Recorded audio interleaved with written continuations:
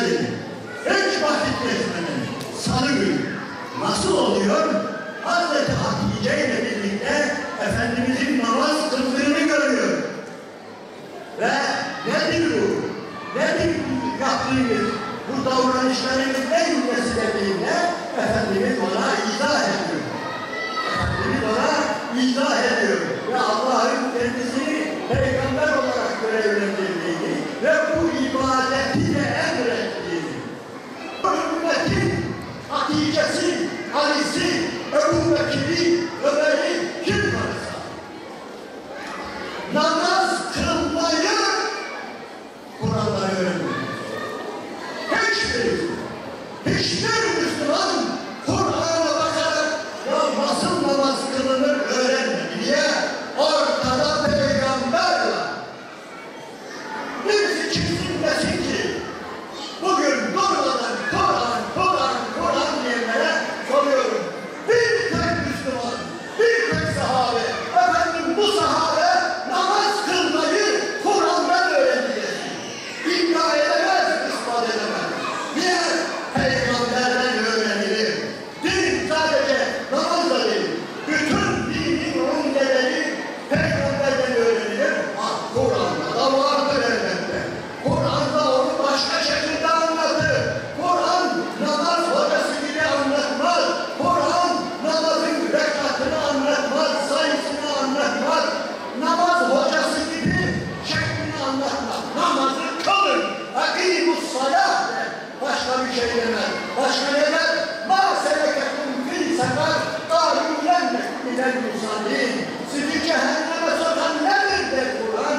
Onlar da der ki cehennemlikler biz namaz kılanlarla değildik. Madde bir. Evet. Muhterem kardeşlerim. Önce şunu unutmayalım ki peygamber denilince akan sular durur. Ve Allah her peygambere kitap vermek zorunda da değildir. Haşa biz Kur'an'ı küçük görmüyoruz. Ama Kur'an'ın rolü başladı, peygamberin rolü başladı. Kardeşler, unutmayalım. Peygambersiz bir kitap olamaz. Ama kitabı olmayan peygamber olur mu? Olur. Nice peygamberler geldi geçti, böyle bir kitapları da yoktu. Kaç taneydi? Hadi 4 tane büyük kitap gelir, ondan sonra bazı sahipler diyelim. O zaman bazı beyefendiler çıkacaklar. Hazreti İsmail'e, Hazreti İshak'a, Hazreti Yusuf'a, Hazreti Yakub'a senin kitabın yoksa ben sana inanmam mı diyecek?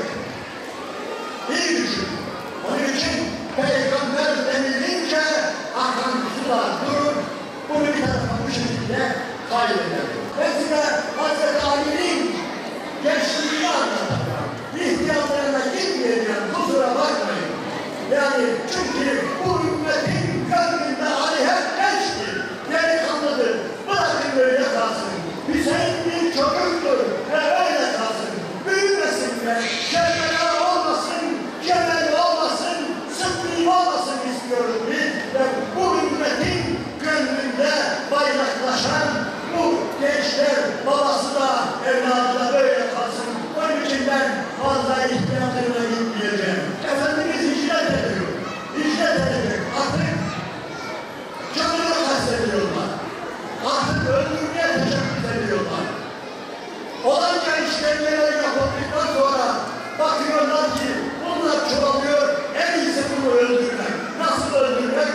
Mekke'den en azından 5 tane güçlü kabileden temsilci olacak, hatta daha fazla. Hepsi birden aynı anda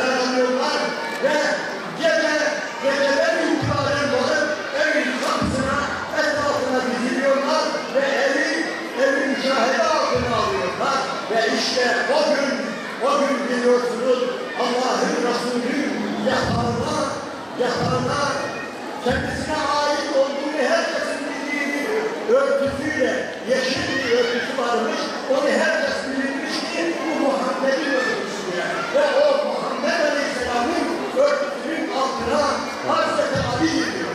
Hazreti Ali'ye emrediyor, söylüyor ve onun yatağına yapıyor. Bu böyle basit bir olay değil ha. Bu ölüm tehlikesi var, öyle değil mi? Bunu da öldürebilir. Ama Hazreti Ali oraya gidiyor. Efendimizin yatağına gidiyor ve sabaha kadar orada duruyor ve sabah aydınlandığında öldürelim diyorlar. Sabah aydınlandığında öldürelim. Niye? Kimin öldürdüğünü görsün de, yani Mekke'nin 5-10 tane kabilesi bir araya geldi de öldürdü.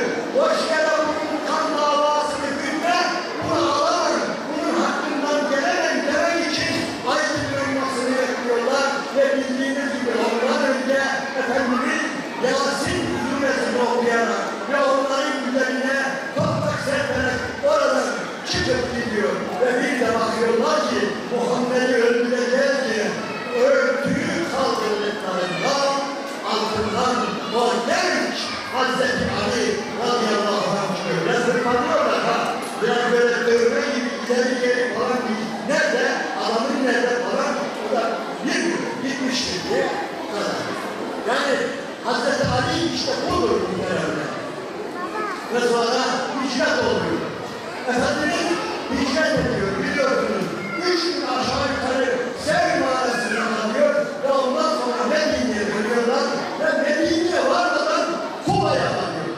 Kuba'da kalıyor Peygamber Efendimiz ve işte Hazreti Ali oraya 3 gece, geceleri yol alarak gündüzleri izlenerek oraya varıyor. Ve bir eve yıkılıyor artık.